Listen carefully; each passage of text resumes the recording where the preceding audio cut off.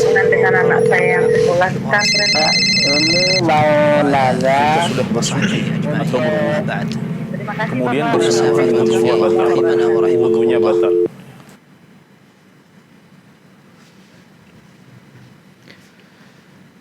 Bismillahirrahmanirrahim. Assalamualaikum warahmatullahi wabarakatuh. Ahlan wa sahlan wa marhaban bikum pemirsa, penyimak, pendengar live interaktif Fatwa TV dimanapun Anda berada. Alhamdulillahirabbil alamin, kita memuji Allah Subhanahu wa taala.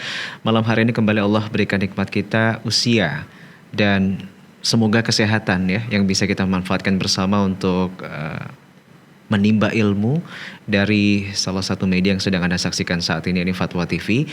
Salawat salam kita haturkan kepada junjungan kita Nabi Muhammad sallallahu alaihi wasallam. Allahumma shalli wa sallim ala nabiyina Muhammad. Dan pemirsa, manfaatkan kesempatan malam hari ini sebaik mungkin. Kurang lebih 1 jam ke depan kita akan hadir untuk Anda. Anda bisa berkesempatan untuk bertanya secara langsung kepada Ustadz yang mengampuh program kita malam hari ini, yaitu Ustadz Dr. Abdullah Roy MA yang merupakan salah seorang anggota dari Dewan Fatwa Perhimpunan Al-Irsyad. Dan malam hari ini juga kita berikan kesempatan bagi Anda bisa telepon secara langsung. Jangan lupa kode area Kota Jember 0331 544 6087. Satu orang kita batasi 1 pertanyaan. Pastikan Anda sudah siap dengan pertanyaannya, singkat, padat, dan juga jelas agar kita bisa berbagi dengan penelpon lainnya. Kemudian bagi Anda yang belum berkesempatan untuk bertanya secara langsung, jangan khawatir karena kita buka kesempatan untuk bertanya via website kami di www.dewanfatwa.com. Malam hari ini sudah hadir bersama kami di studio Fatwa TV Jember Ustadz Dr. Abdullah Roy. Kita sapa beliau terlebih dahulu. Assalamualaikum Ustadz. Waalaikumsalam warahmatullahi wabarakatuh. Ahlan Ustaz. Ahlan bikum. Sehat Ustaz ya? Sehat alhamdulillah. Gimana antum? Juga sehat Ustaz. Semoga sehat. Masyaallah. Ada kegiatan safar pekan ini Ustaz? Insyaallah besok. Masya Allah besok Ustaz ya? Masya Allah. Besok Fi amanillah Ustaz ya? Jazakallah khairan. Nama yakum. Malam hari ini juga kita turut menyapa beberapa media yang turut merilai program kita, di antaranya adalah Radio Binbas Yogyakarta, Radio Sahabat Tegal, kemudian Radio MDFM Probolinggo, Radio Hang FM Batam, Radio Amuba Pangkal Pinang, Radio Gema FM Bontang, Radio Al Hikmah Banyuwangi, Radio Tua FM Riau, Radio Madinah Caruban, Radio Mas FM Seragen, dan juga media-media lainnya tergabung dalam Artivisi atau Asosiasi Radio Televisi Islam Indonesia. Baik, sebelum kita bacakan pertanyaan sudah masuk dan menerima telepon Anda, kita akan dengar terlebih dahulu satu kajian nasihat pembuka untuk kita semuanya. Tafadhol Ustaz. Bismillahirrahmanirrahim. Alhamdulillah rabbil alamin wa bihi nasta'inu ala umuri dunya waddin wa sallallahu ala nabiyyina Muhammadin wa ala alihi wa sahbihi ajma'in. Para pemirsa Fatwa TV dimanapun antum berada, di dalam sebuah ayat Allah SWT mengatakan waqalati al-yahudu waqalatil yahudu Uzairun ibnullah waqalatil nasara al-masih ibnullah dhalika qawluhum biafwahihim yudhahi'una qawla alladhina kafaru qatalahumullahu anna yufakun. Dan berkata orang-orang Yahudi, Uzair adalah anak Allah. Dan berkata orang-orang Nasara, Al-Masih yaitu Isa ibnu Maryam adalah anak Allah. Allah SWT mengabarkan di dalam ayat yang mulia ini tentang satu di antara akidah orang-orang Yahudi dan juga orang-orang Nasara. Orang Yahudi mengatakan Uzair adalah anak Allah, dan orang-orang Nasara mengatakan Al-Masih yaitu Isa ibnu Maryam adalah anak Allah. Dan Allah SWT dialah yang benar ucapannya dan mengabarkan kepada kita tentang akidah mereka. Dan itulah yang kita lihat dan kita dengar sampai sekarang, akidah ini masih mereka yakini. Kemudian Allah SWT mengabarkan dzalika qauluhum bi afwahihim. Itu adalah ucapan mereka dengan mulut-mulut mereka. Allah SWT ingin menyampaikan di sini bahwa itu adalah bualan mereka, itu adalah kebohongan mereka, itu adalah ucapan mereka dengan mulut-mulut mereka, bukan sesuatu yang nyata. Allah SWT mengingkari di sini ucapan orang Yahudi yang mengatakan Uzair adalah anak Allah, orang Nasara yang mengatakan Al-Masih adalah anak Allah. Ini adalah ucapan yang batil. Allah SWT mengingkari dan mengatakan itu adalah ucapan mereka dengan mulut-mulut mereka. Yudhahi'una qawla alladhina kafaru min qabl. Mereka menyamai ucapan orang-orang kafir sebelumnya. Ternyata keyakinan seperti ini, yaitu menisbahkan anak kepada Allah SWT, bukan hanya ucapan orang Yahudi, bukan hanya ucapan orang Nasara, tapi juga diyakini oleh orang-orang musyrikun. Meskipun berbeda ya. Kalau tadi orang Yahudi Uzair, kalau Nasara Nabi Isa alaihissalam, tapi di sana ada orang-orang musyrikin yang menisbahkan anak kepada Allah SWT. Orang-orang musyrikin di zaman Rasulullah SAW, di antara keyakinan mereka meyakini bahasanya para malaikat adalah banatullah. Meyakini bahasanya para malaikat adalah anak-anak wanita Allah. Jadi orang Yahudi, orang Nasara, orang-orang musyrikin zaman Nabi SAW, dan juga orang-orang sebelum mereka. Kalau kita perhatikan sejarah Romawi misalnya, atau Yunani, bagaimana Tuhan memiliki anak, atau ini adalah titisan Tuhan dan seterusnya. Keyakinan seperti ini ada di dalam akidah orang Yahudi, Nasara maupun orang-orang sebelum mereka. Yudhahi'una qawla alladhina kafaru min qabl. Allah mengatakan kafaru.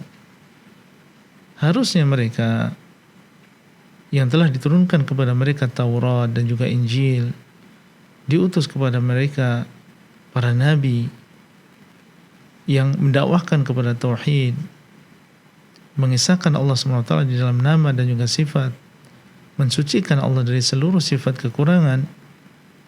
Harusnya mereka mengikuti apa yang dibawa oleh para rasul berupa tauhid dan pengagungan Allah.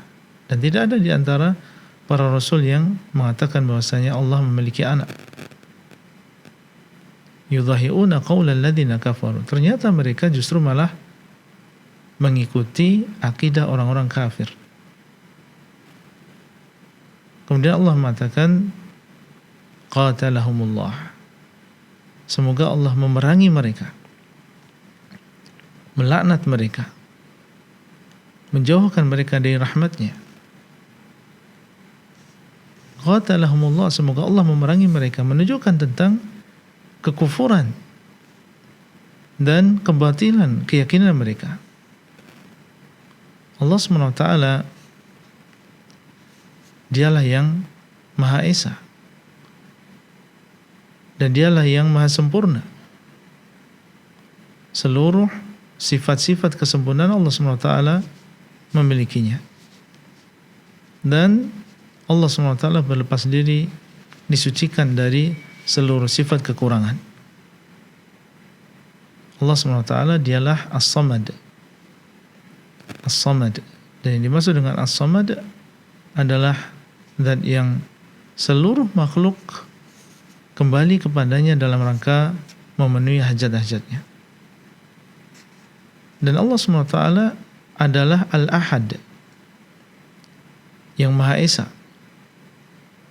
Yang Maha Esa dalam seluruh sifat kesempurnaan. Tidak ada yang menyamai Allah. Dialah yang Maha Esa dalam tauhid rububiyah, uluhiyah maupun nama dan juga sifatnya. Tidak ada yang menyamai Allah di dalam kesempurnaan sifatnya. Allah mengatakan qul huwallahu ahad Allahus samad. Katakanlah sungguhnya Allah SWT dialah yang ahad, yaitu yang Maha Esa. Dialah satu-satunya yang sempurna dalam seluruh sifat kesempurnaan. Kemudian dialah Allahus Samad, dialah yang As-Samad.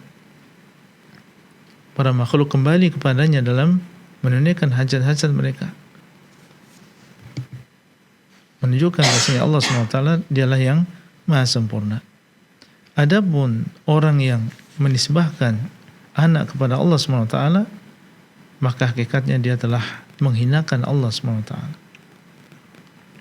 Bagaimana dinamakan penghinaan kepada Allah SWT? Iya, karena ketika kita meyakini atau menisbahkan kepada Allah bahwasanya Allah SWT memiliki anak, berarti ada yang serupa dengan Allah.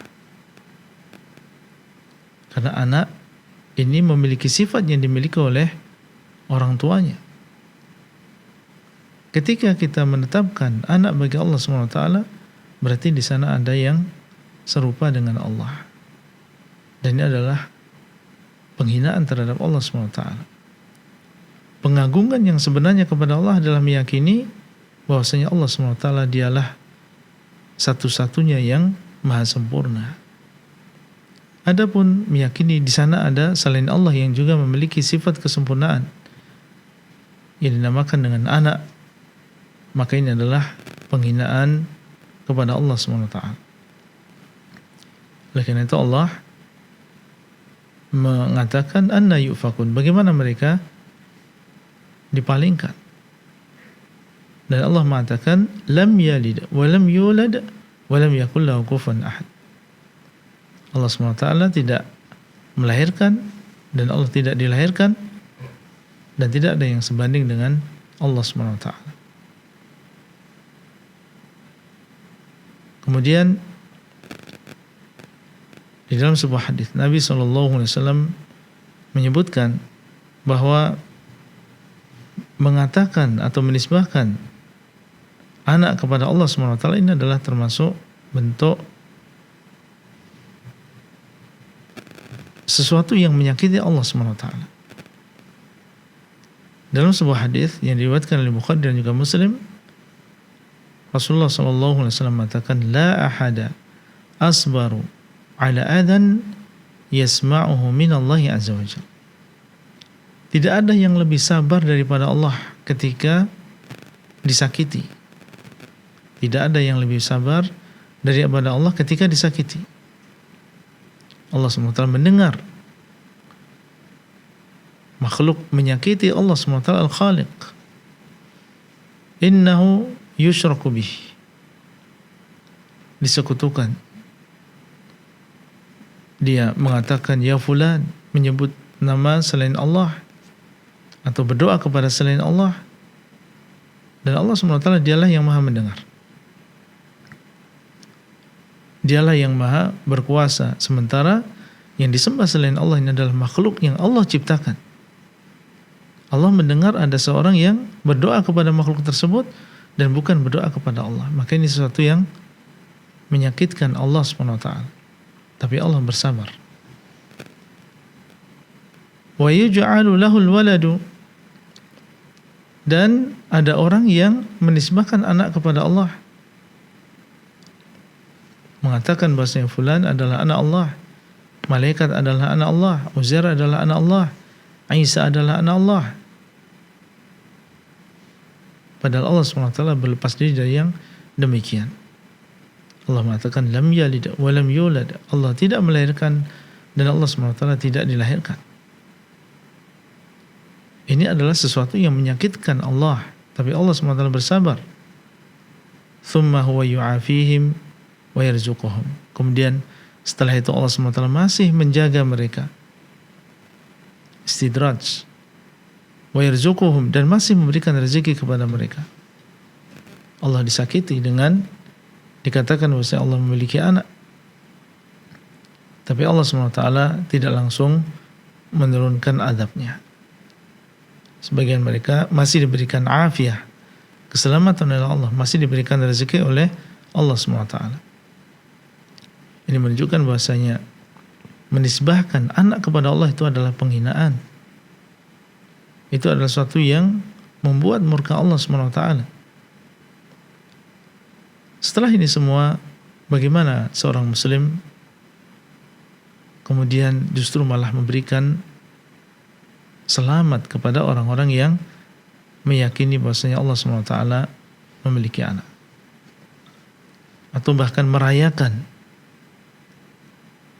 Allah SWT disakiti dengan keyakinan tersebut. Allah SWT marah dengan keyakinan tersebut. Kita seharusnya sebagai seorang muslim yang mengaku mencintai Allah, maka harus kita jaga.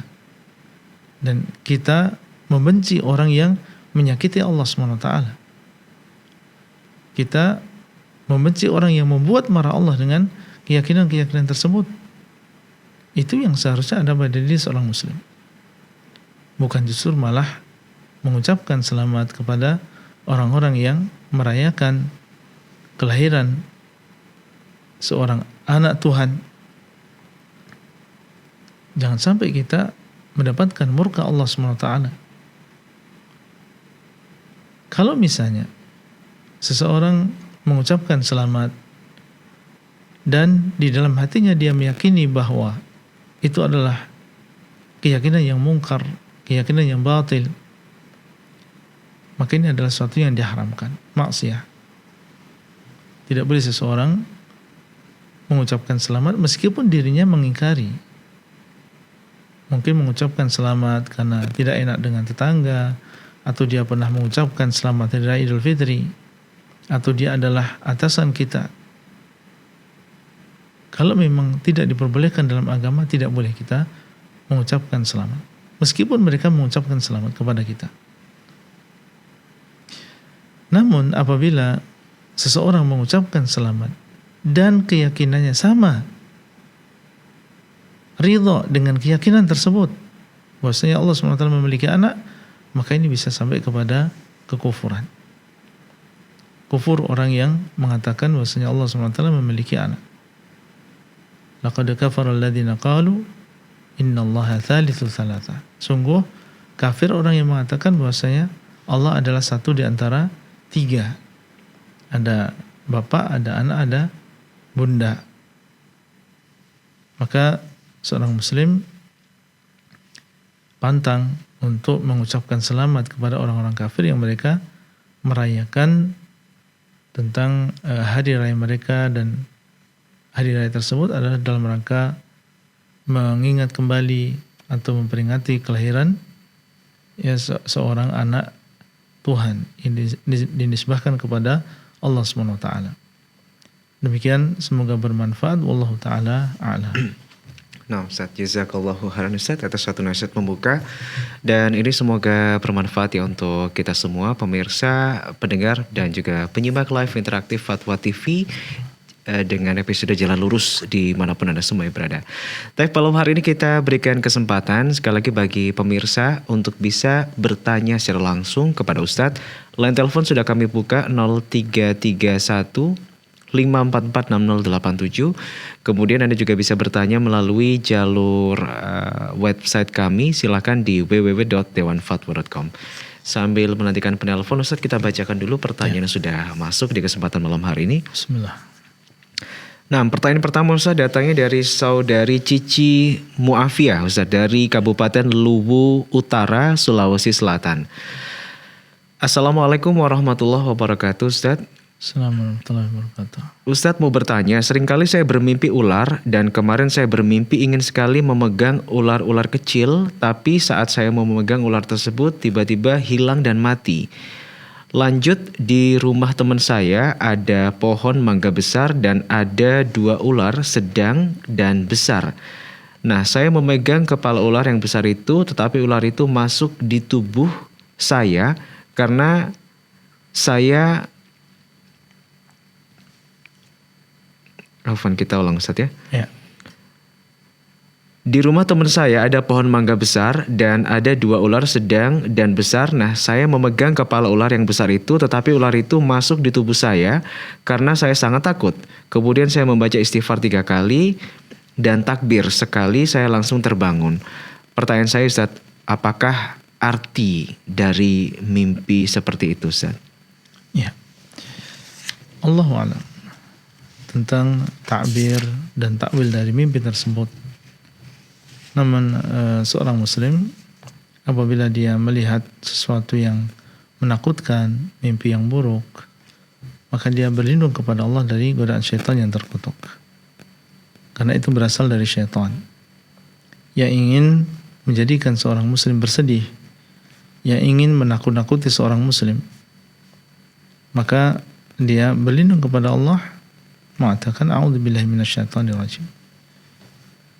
Kemudian yang kedua, para ulama menjelaskan bahwa mimpi yang ditakwil, yang ditakbir adalah mimpi yang bukan dari syaitan. Di sana ada mimpi ru'yah salihah, mimpi yang baik. Maka inilah yang bisa ditakwil. Adapun mimpi yang berasal dari syaitan yang isinya adalah menakut-nakuti orang yang bermimpi, maka ini tidak ditakwil yang demikian. Jadi seorang muslim isti'adzah kepada Allah Azza wa Jalla dari godaan syaitan, karena ini adalah mimpi yang menakutkan, maka itu adalah berasal dari syaitan. Kemudian yang kedua, itu tidak bisa ditakwilkan, jangan menjadi pikiran kita kemudian menjadikan kita sedih, tidak bisa beraktivitas. Kemudian yang ketiga, adabnya adalah jangan diceritakan kepada orang lain. Jangan diceritakan kepada orang lain. Semoga apa yang kita sampaikan, yang kita berikan jawabannya di sini bisa dipahami. Jangan diulang lagi seandainya itu terjadi mimpi yang serupa atau mimpi yang menakutkan, maka jangan diceritakan kepada orang lain, dan itu tidak ada takwilnya. Kita berlindung kepada Allah dari godaan syaitan. Nah Ustaz, jadi tidak ada takwilnya Ustaz ya? Nggak ada takwilnya. Untuk yang mimpi buruk nggak ada takwil. Ustaz. Kemudian jangan diceritakan kepada orang lain Ustaz. Iya. Taib ya. Semoga bermanfaat ya untuk Ibu Cici Muafiah yang bertanya tadi di kawasan Kabupaten Luwu Utara. Ada penelpon pertama kita Ustaz malam hari ini, kita akan sapa terlebih dahulu. Fatwa TV, Assalamualaikum. Waalaikumsalam warahmatullahi wabarakatuh. Iya, dari Ummu Yodi di Riau. Silakan Ummu Yodi. Iya. Assalamualaikum Ustaz. Assalamualaikum warahmatullahi wabarakatuh. Izin melanjutkan pertanyaan dari member WhatsApp di Rosna Ustaz. Ya. Begini Ustaz, adik Ana mempunyai pacar orang dan dia sering nginep di rumah. Memiliki apa Ibu? Mohon diulang. Pacar. Iya. Oke. Adik memiliki pacar orang? Tani. Oke, baik. Silakan. Kemudian? Sering nginap di sana dan keluarganya begitu baik kepada adik Ana, sehingga adik Ana betah di sana. Ketika pulang ke kampung, adik Ana seperti orang yang tidak betah atau sakit gimana gitu, jadi pengen segera kembali ke kampusnya, ke Jogja lagi, rumah pacarnya lagi gitu. Jadi nggak bisa tahan lama-lama dia berada jauh dari tempat pacarnya itu. Itu apakah dia diguna-guna atau gimana Ustaz? Dan bagaimana cara kami melepaskannya dari orang Nasrani itu? Udah Ustaz, itu aja. Jazakallah khairan. Wajazakillahu khairan. Waalaikumsalam warahmatullahi wabarakatuh. Ada beberapa hal yang perlu kita sampaikan di sini. Pertama, pacaran ini sesuatu yang diharamkan karena di sana ada khalwah, ya ada saling berdua-duaan, mungkin di sana ada saling memegang satu dengan yang lain, bahkan yang lebih parah tentunya ada hubungan intim dari laki-laki dan wanita yang bukan suami istri. Ini adalah sesuatu yang diharamkan dalam agama kita. Kemudian yang kedua, di sini pacarnya adalah seorang Nasara dan seorang muslimah tidak boleh ya dia menikah dengan selain muslim. Kalau seorang muslim menikah dengan wanita ahlul kitab, kalau ahlul kitabnya adalah seorang wanita yang menjaga kehormatannya, maka ini boleh. Tapi kalau wanita tidak boleh. Allah SWT mengatakan, la hunna hillun lahum wa lahum yahilluna lahun. mereka yaitu kaum wanita tersebut tidak halal bagi mereka yaitu suami-suami yang bukan Islam. Dan mereka yaitu laki-laki yang bukan Islam juga tidak halal bagi wanita muslimah. Oleh karena itu seorang wali yang bertanggung jawab terhadap wanita ini harus mengambil tindakan. Apa yang terjadi, dia pulang ke kampungnya dalam keadaan dia tidak betah, maka ini sesuatu yang dikhawatirkan karena dia sudah terbiasa bergaul dengan orang-orang Nasara dan mungkin mereka juga berbicara, mendakwai. Akhirnya dikhawatirkan ketika dia tidak betah tinggal di kampung yang Muslim, kemudian lebih betah tinggal bersama orang-orang Nasara, dikhawatirkan meskipun dia sekarang belum terus terang ia meninggalkan agama Islam, tapi dikhawatirkan kelak di kemudian hari akan meninggalkan agama Islam. Dan ini diantara hikmah kenapa seorang muslimah tidak boleh menikah dengan laki-laki di luar Islam, karena yang memegang rumah tangga, yang menjadi pemimpin tentunya adalah laki-laki, sehingga dikhawatirkan dia akan terpengaruh. Dan ini yang dikhawatirkan justru sebelum dia menikah sudah ada pengaruhnya. Sehingga yang bisa dilakukan, jelas kita harus berusaha untuk menahan bagaimana tidak terjadi pernikahan.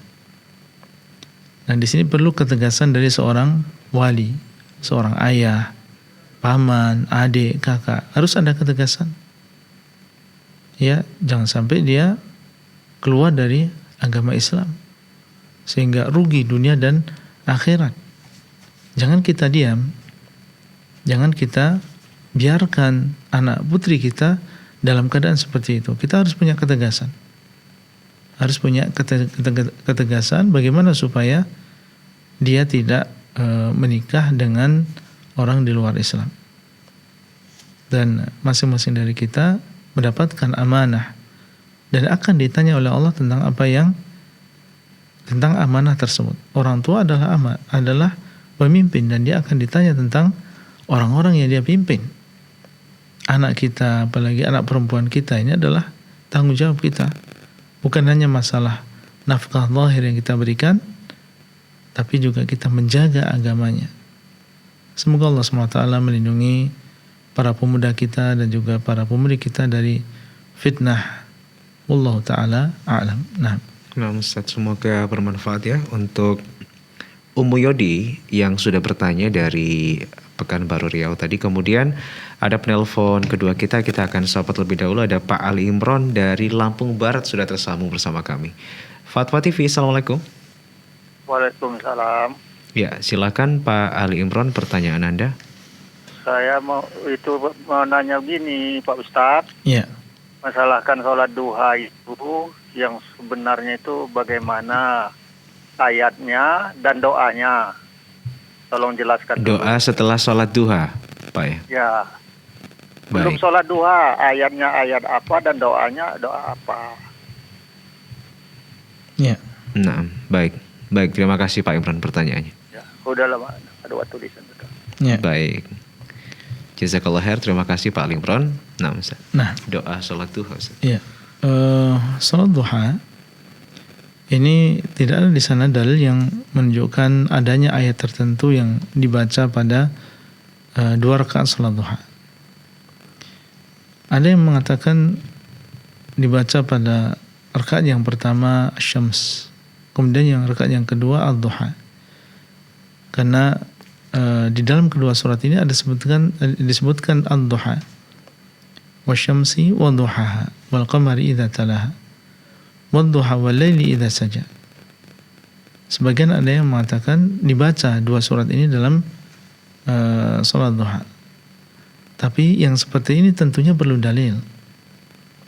Dan sepengetahuan kita tidak ada di sana dalil yang menunjukkan bahwasanya setelah atau ketika salat duha itu dibaca dua surat ini. Kalau memang tidak ada dalilnya, maka asalnya adalah bebas. Apa saja bisa kita baca ketika salat duha. tidak disunahkan membaca Asy-Syams ataupun Ad-Duha. Tapi seandainya seseorang membacanya tanpa ada keyakinan itu yang diutamakan, tidak masalah. Itu yang pertama. Adapun apa yang dibaca setelah salat duha, maka di sana ada hadis yang menunjukkan disyariatkannya seseorang membaca Allahumma ghfirli wa tub alayya innaka antat tawwabul ghafur. Allahumma ghfirli wa tub alayya innaka antat tawwabul ghafur, dibaca 100 kali. Ini di sana ada hadis yang telah tetap dari Nabi SAW tentang dianjurkannya membaca doa ini setelah sholat duha, yaitu memohon kepada Allah ampunan dan juga memohon kepada Allah supaya diberikan taubat. Nah, wallahu ta'ala a'lam. Nah, Ustaz, semoga bermanfaat ya untuk Bapak Ali Imron yang bertanya dari Lampung Barat tadi. Kemudian kita masih undang sekali lagi pemirsa dimanapun Anda semua yang berada yang ingin bertanya secara langsung kepada Ustadz. Line telepon masih kami buka di 0331544687. Malam hari ini pemirsa kita mengundang Anda untuk sama-sama ta'awun, sama-sama kita memajukan dakwah Islam. Dan Anda bisa menyalurkan melalui rekening aktif kami di Yayasan Pilar Media Komunikasi dan Dewan Fatwa Perhimpunan Al-Irsyad di beberapa rekening bank yang Anda bisa saksikan di layar kaca Anda. Dan jangan lupa untuk konfirmasi ke WhatsApp kami di 0838 0600 0003. Sekali lagi atas partisipasi termasuk donasi yang Anda berikan, kami menyampaikan terima kasih. Jazakumullahu khairan wa barakallahu fikum. Kemudian kita bacakan kembali Ustaz pertanyaan yang sudah masuk sambil menantikan penelpon. Assalamualaikum warahmatullahi wabarakatuh Ustaz. Assalamualaikum warahmatullahi wabarakatuh. Ustaz izin bertanya, kondisi saya saat ini saya sedang menetap di rumah nenek. Sedangkan di tempat nenek saya ini memiliki barang-barang yang mengandung syiar agama Nasara seperti sendok yang berbentuk santa.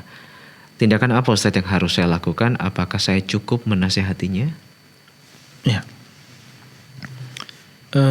Syiar-syiar tersebut tentunya adalah syiar-syiar kekufuran, ya, kesyirikan. Dan kalau memang kita berkunjung ke tempat saudara, entah itu sepupu atau di sini disebutkan nenek dan neneknya beragama Nasara itu ya.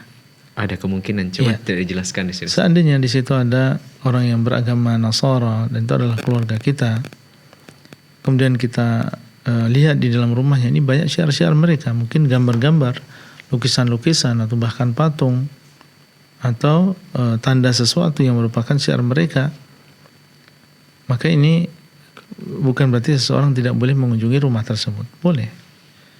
Tidak masalah. Seseorang mungkin ingin silaturahim karena itu adalah sepupunya atau keluarganya, dan keberadaan syiar-syiar tersebut di dalam rumah tadi tidak kemudian menjadikan kita tidak boleh mengunjungi rumah tersebut. Tidak.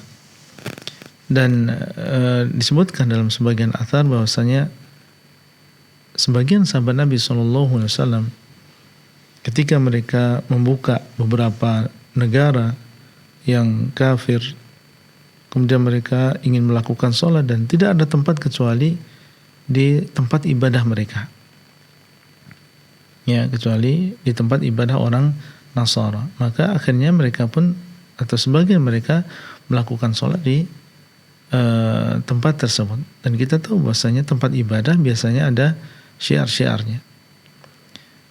Apa yang bisa kita lakukan kalau kita memang berkunjung di sana untuk bersilaturahim? Ya, kita memberikan nasihat, mengajak mereka untuk masuk ke dalam agama Islam.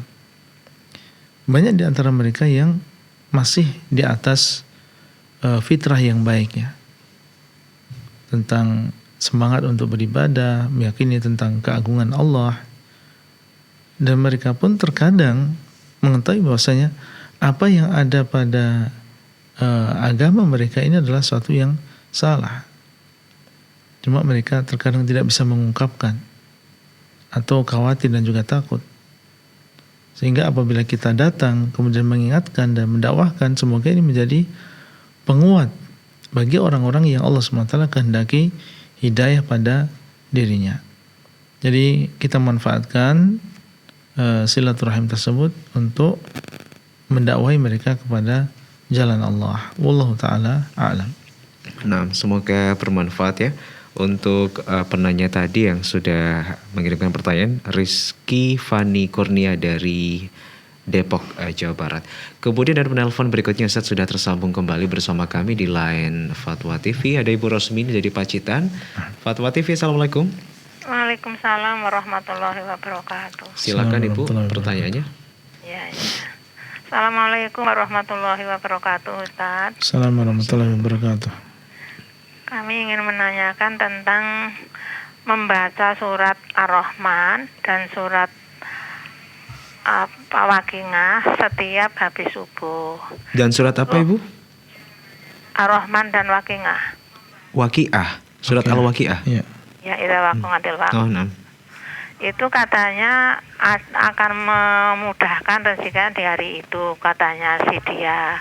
Apa memang betul itu ada hadisnya? Dan juga membaca Fatihah sehabis subuh itu 100 kali. Itu apa ya, juga ada hadisnya yang sahih. Terima kasih jawabannya.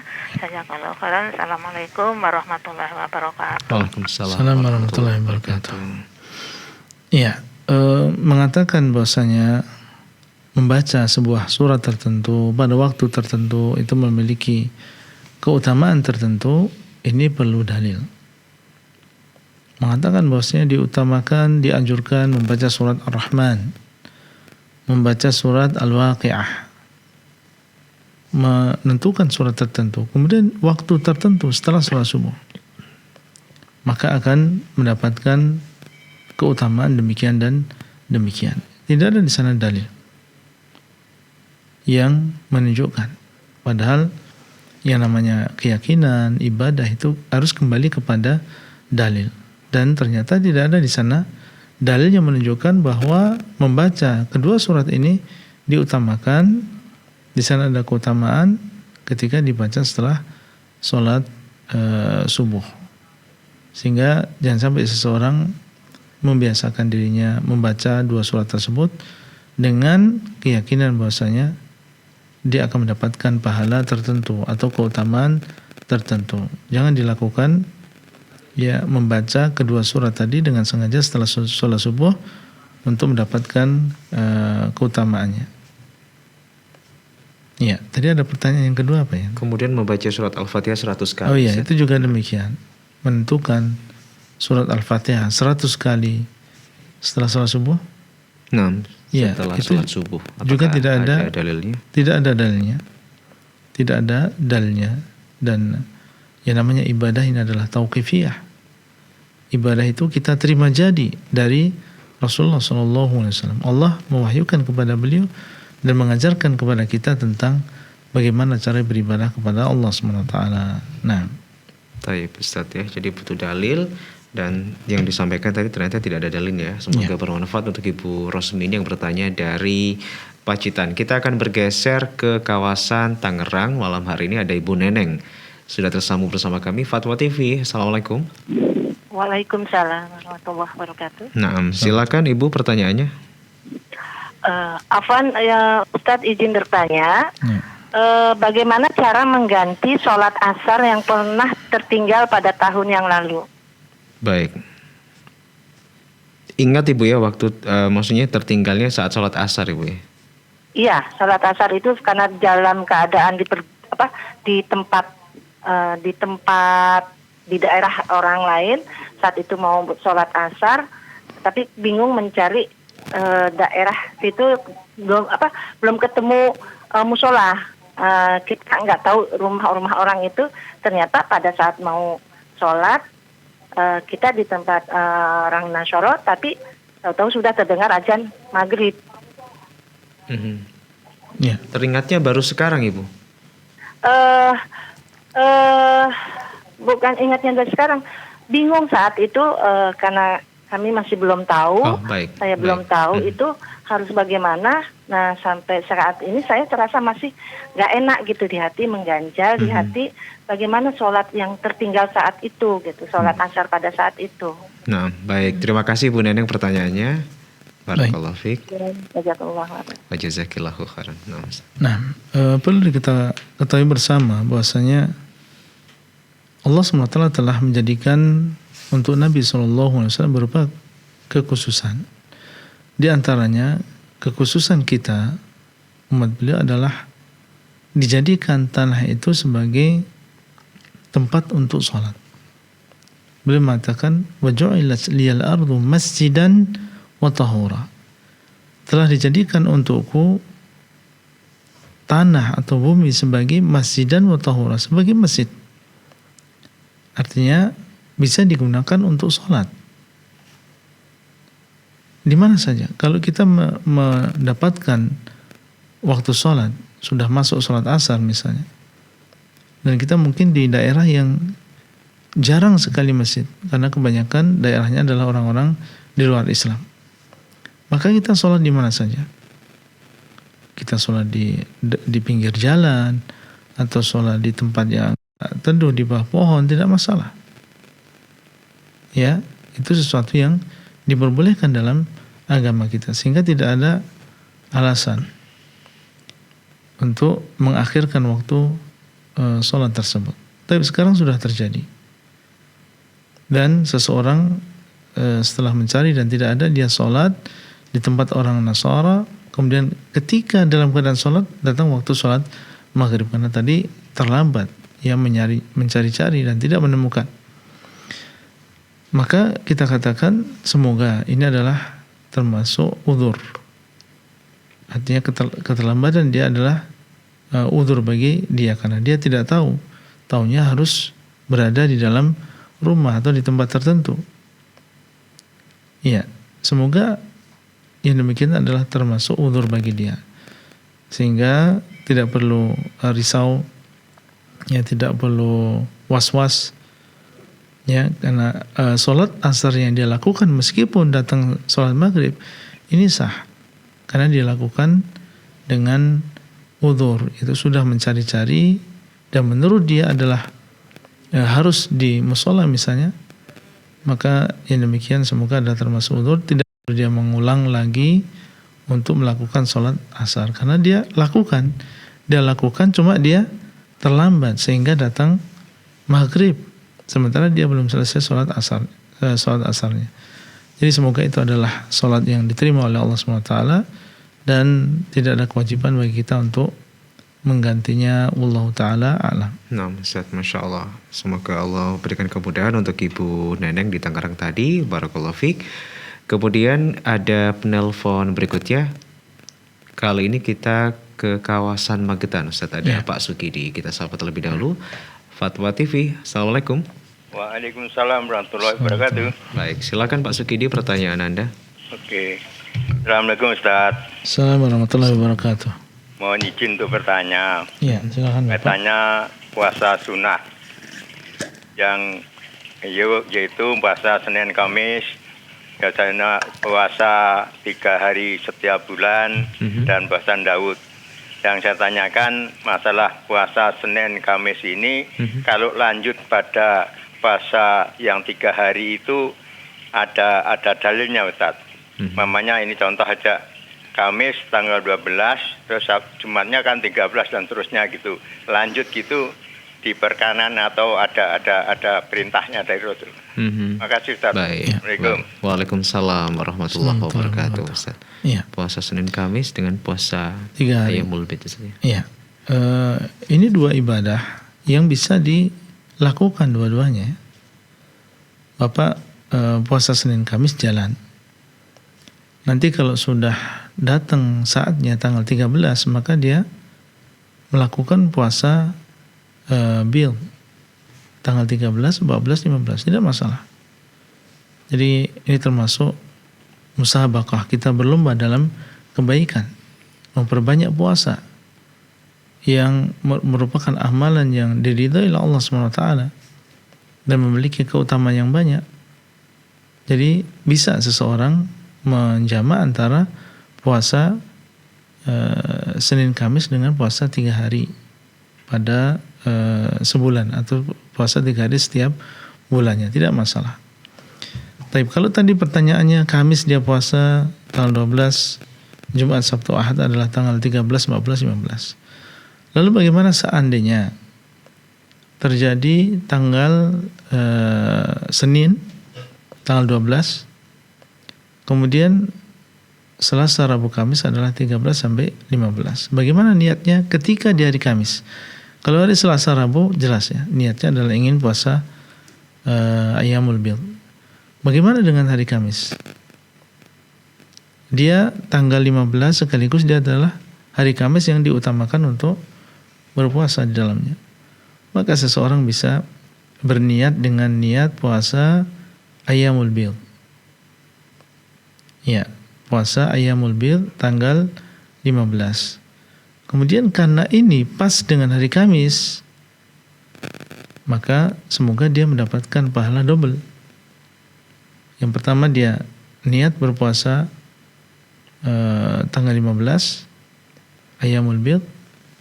Kemudian yang kedua dia mendapatkan pahala berpuasa di hari Kamis.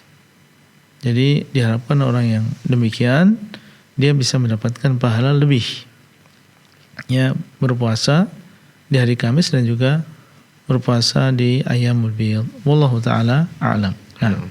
Semoga bermanfaat ya untuk Pak Sukidi yang bertanya tadi dari Magetan. Dan kemudian kita akan lanjut di kesempatan malam hari ini, Ustaz. Masih ada waktu di menit-menit terakhir ya. Kita sapa penanya kita berikutnya dari hamba Allah Ustaz di Kabupaten Sidoarjo. Bismillah, Assalamualaikum warahmatullahi wabarakatuh, Ustaz. Assalamualaikum warahmatullahi wabarakatuh. Ustaz, bagaimana cara kita bertaubat orang yang masih sholat tetapi keburu azan? Dia pernah membaca intinya kalau kafir disebabkan oleh sholat. Di antara cara taubatnya adalah sholat lagi, tidak perlu syahadat. Dia sudah istighfar bahkan syahadat lagi, tapi setelah itu sempat bilang intinya, masa cuman sholat saja, apa sudah nentang dalil? Orang ini memiliki sifat agak susah menerima nasihat Ustaz dan juga mudah cemas. Jazakallahu khairan Ustaz. Ya, yang Anda pahami tadi dari pertanyaan, dia cukup mengerjakan sholat gitu, taubatnya. Nah, tanpa mengucapkan 2 kalimat syahadat. 2 kalimat syahadat. Ada khilaf di antara para ulama tentang orang yang meninggalkan sholat ya. Dan pendapat yang lebih kuat bahwa orang yang meninggalkan sholat sama sekali, maka dia telah keluar dari agama Islam. Sholat 5 waktu adalah rukun Islam. Rukun adalah suatu yang paling penting dalam agama ini. Dan Nabi SAW mensifati sholat 5 waktu ini sebagai tiang. Wa amuduhu sholah, kata beliau. Dan tiang bagi agama ini adalah sholat. Artinya tiang, kalau dia kokoh, maka bangunan tersebut akan ada. Tapi kalau sampai tiang tersebut rusak, bahkan tidak ada tiangnya, maka yang terjadi adalah bangunan tersebut akan roboh. Islamnya akan hancur. Dan Islam hancur maksudnya adalah keluar dari agama Islam. Banyak di sana dalil yang menunjukkan tentang kufurannya. Cuma kita isyaratkan saja. Di antaranya adalah firman Allah Azza wa Jal, al-ahdu ma salakakum fi saqar. Apa yang menjadikan kalian masuk ke dalam neraka? Qalu lam nakum minal musallin. Mereka, yaitu orang-orang kafir, mengatakan kami dahulu bukan termasuk orang-orang yang salat. Ini satu dalil yang menunjukkan tentang kuatnya pendapat ini yang mengatakan bahasanya orang yang tidak sholat sama sekali maka dia telah keluar dari agama Islam. Kalau memang keluar dari agama Islam, maka harus bersyahadat. Harus bersyahadat, mengucapkan 2 kalimat syahadah. Dan tidak harus seseorang mengucapkan 2 kalimat tersebut di hadapan orang lain. Seandainya dia mengucapkan 2 kalimat syahadat sendiri, ya, dan mungkin penanya ada sekarang mendengarkan jawaban kita, maka harus dia segera bersyahadat, dan jangan dia tunda-tunda, karena jangan sampai seseorang dalam keadaan kufur meninggalkan sholat kemudian dia dipanggil oleh Allah SWT. Allah Ta'ala a'lam. Nah, Ustaz, semoga bermanfaat ya untuk hamba Allah yang bertanya tadi dari kawasan Sidoarjo. Kemudian kita masih akan bacakan. Terima kasih sekali lagi yang sudah mengirimkan pertanyaan melalui website kami di www.dewanfatwa.com. Pertanyaan berikutnya Ustaz dari saudara Fasjuni di Jakarta Timur. Ustaz, bagaimana cara memenuhi syarat taubat terkait dengan perbuatan mengambil hak orang kafir yang telah meninggal dunia dan tidak diketahui ahli warisnya, Ustaz? Ya, ini adalah termasuk bentuk kezaliman dalam masalah harta. Tidak boleh seorang muslim mengambil harta orang lain tanpa hak, meskipun itu adalah orang kafir. Orang kafir yang halal darahnya adalah kafir yang harbi saja, orang kafir yang memerangi kita. Adapun kafir yang lain seperti kafir yang dhimmi, yang tinggal di negara kaum muslimin dan dia membayar jizyah kepada pemerintah kaum muslimin, maka tidak halal darahnya. Termasuk diantaranya adalah orang kafir yang mu'ahad, orang kafir yang memiliki perjanjian dengan kaum muslimin. Ini juga tidak boleh diambil hartanya. Tapi bagaimana kalau sudah terjadi? Seorang menganggap dulu boleh melakukannya demikian, mengambil harta orang kafir tanpa hak. Kalau memang sudah terjadi dan seorang sudah tahu bahwasanya orang kafir tadi meninggal dan ahli warisnya juga tidak diketahui di mana dan sudah berusaha, maka dalam keadaan demikian seseorang, wallahu ta'ala alam, kalau dia muslim maka disedekahkannya. Kalau dia muslim maka disedekahkan, karena dan sedekah tersebut atas nama orang yang memiliki uang tadi. Itu kalau muslim. Tapi kalau di sini adalah seorang yang kafir, ya seorang yang kafir, wallahu ta'ala a'lam. Kalau dia berinfak dan bersedekah atas nama orang kafir tersebut, jelas ini adalah sesuatu yang tertolak. Allah SWT tidak menerima dan tidak memberikan pahala kepada orang kafir tersebut karena dia meninggal dalam keadaan kafir. Wallahu alam. Ya, saya tidak tahu tentang apa yang harus dilakukan terhadap harta tadi. Apakah dikembalikan kepada, diusahakan terlebih dahulu, karena di zaman sekarang dengan adanya internet ini memudahkan sekali seorang untuk mencari siapa sebenarnya ahli waris dari orang tersebut. Coba diusahakan dulu, semoga ketemu dan bisa dikembalikan kepada ahli warisnya. Adapun bersedekah atas nama orang tadi, maka wallahu alam, karena sedekah orang-orang kafir ini tidak akan diterima oleh Allah SWT. Nah, Ustaz. Oke. Jadi harus diwaspadai dan diwanti-wanti, Ustaz ya. Ya. Tidak boleh sampai berbuat zalim, mengambil hak, Ustaz ya. Ya. Walaupun itu kepada orang non muslim, meskipun orang kafir ya. Nah, Ustaz ya. Kita ke pertanyaan terakhir, Ustaz, malam hari ini. Dari saudari Riri Mela Putri dari Kabupaten Dharmasyara, Sumatera Barat, Ustaz. Assalamualaikum, izin bertanya, Ustaz. Beberapa hari yang lalu ada teman bertanya tentang tempat berobat kampung bedah ayam. Sebenarnya saya tidak percaya pengobatan tersebut, tetapi karena merasa tidak enak dengan teman saya akhirnya mengantar teman tersebut. Di dalam hati saya berdoa dan berniat saya berlepas diri dari dosa syirik. Kemudian pertanyaannya, Ustaz, apakah dengan mengantar teman saya itu saya juga terkena dampak dosa tolong-menolong dalam kesyirikan, Ustaz? Ya, kalau dosa ta'awun 'alal itsmi wal 'udwan, iya. Karena Allah SWT mengatakan wala ta'awanu 'alal itsmi wal 'udwan. Dan janganlah kalian saling berta'awun, saling bekerja sama dalam dosa dan juga melebihi batas. Mendatangi dukun itu termasuk dosa. Diharamkan di dalam agama kita. Jangan karena tidak enak dengan teman kemudian kita rela.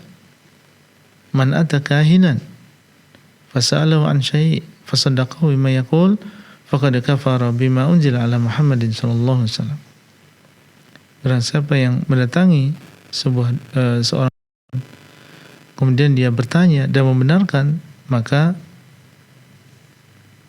dia telah kufur terhadap apa yang diturunkan kepada Nabi Muhammad SAW. Dan kita tahu bahwasanya para dukun ini kental sekali dengan kesyirikan. Mereka bekerja sama dengan jin, bahkan menyembah jin. Maka jangan sampai seseorang mengantar orang lain untuk melakukan sesuatu yang mungkar, kemaksiatan, bahkan kesyirikan kepada Allah SWT. Adapun orangnya, karena wallahu taala alam di sini dia sekedar mengantar saja, ya tidak ada keyakinan tertentu terhadap perdukunan, maka ya dia mendapatkan dosa ta'awun alal itsmi wal udwan tadi. Adapun kesyirikan semoga tidak, karena dia bukan orang yang meyakini dan mempercayai dukun-dukun tersebut, dan dia bukan orang yang melakukan ritual-ritual tertentu yang diinginkan oleh dukun tersebut. Nah, wallahu taala a'lam. Baik Ustaz, itu jadi pertanyaan terakhir, kemudian juga sekaligus jawaban terakhir Ustaz. Terima kasih Ustaz, jazakumullahu khairan. Dan pemirsa, kita sampaikan terima kasih juga bagi Anda yang sudah menyimak program live interaktif Fatwa TV malam hari ini, Jalan Lurus bersama dengan guru kita Ustaz Dr. Abdullah Roy MA Hafizahullah Ta'ala, yang merupakan salah seorang anggota dari Dewan Fatwa Perhimpunan Al-Irsyad. Anda bisa simak program-program live interaktif kami di hari Senin sampai dengan hari Jumat di waktu yang telah dijadwalkan. Informasi-informasi berkaitan dengan Dewan Fatwa dan juga Fatwa TV silakan bisa akses di website www.dewanfatwa.com atau di fatwatv.id. Kemudian juga jangan lupa dukung kami dan follow akun-akun media sosial kami. Ya pemirsa, terakhir kalinya kita juga informasikan sekaligus mengajak Anda untuk sama-sama berta'awun memajukan dakwah sunnah di negeri ini melalui donasi rekening aktif kami di Yayasan Pilar Media Komunikasi dan Dewan Fatwa Perhimpunan Al-Irsyad di nomor rekening yang tertera di layar kaca Anda. Kita sampaikan terima kasih dan jazakumullahu khairan. Akhirnya kami mewakili seluruh kerabat kerja yang bertugas mohon pamit undur diri. Terima kasih atas perhatian Anda. Sampai bertemu kembali insyaallah di live interaktif berikutnya. Wassalamualaikum warahmatullahi wabarakatuh. Assalamualaikum warahmatullahi wabarakatuh. Ya Allah. Terus bagaimana hubungan dengan anak saya yang sekolah di pesantren? Ini mau nanya. Sudah bersuci atau berumah ba'd, Terima kasih kemudian Bapak. bersentuhan dengan suami, Wudunya batal.